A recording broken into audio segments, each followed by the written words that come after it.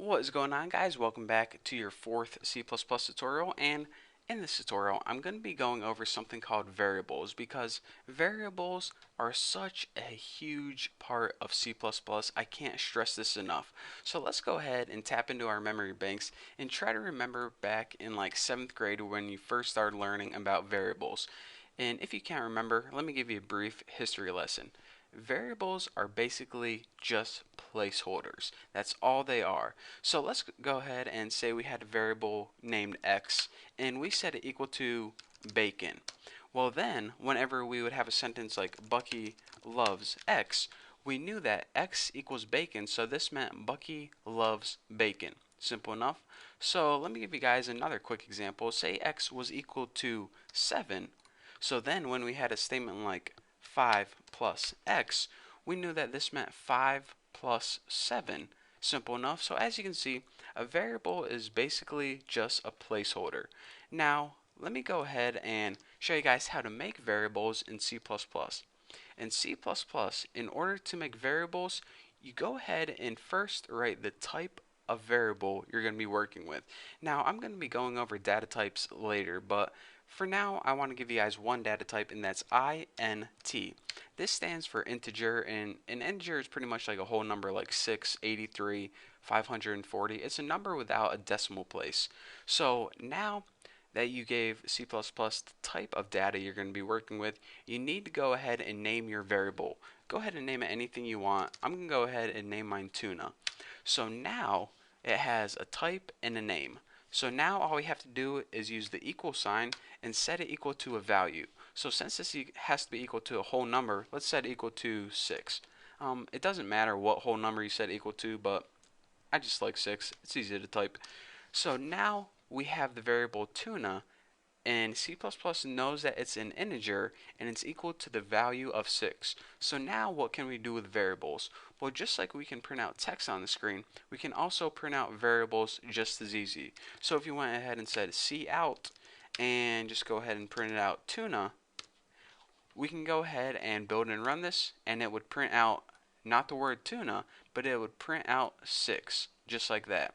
So that's pretty cool, and that's the basics of variables and how we can use variables in C++. And actually, in this tutorial, what I was planning on doing is building a simple calculator. Um, Let me go ahead, and I guess I have time for this.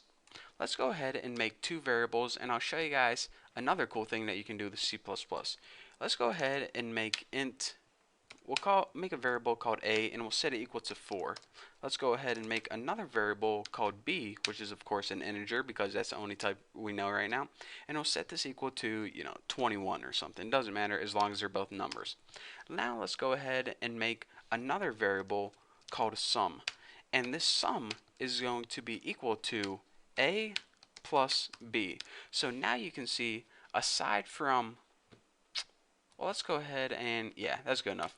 So now you can see that aside from just assigning variables numbers just like that, you can also use basic arithmetic to set variables equal to another value as well. So now the value of 25, a plus b, is going to be equal to sum. So now if you go ahead and print out cout sum, and we go ahead and we build and run this, check it out. It prints out 25 on the screen. Pretty cool, huh? So again, in this tutorial, I want to show you guys that in order to make variables, go ahead and write the data type. What do you want the name of the variable, or excuse me, what you want the name of the variable to be, and what you want the value of the variable to be. And then, aside from just assigning variables basic values, you can also use basic arithmetic like a plus b, b minus a. You could have done that.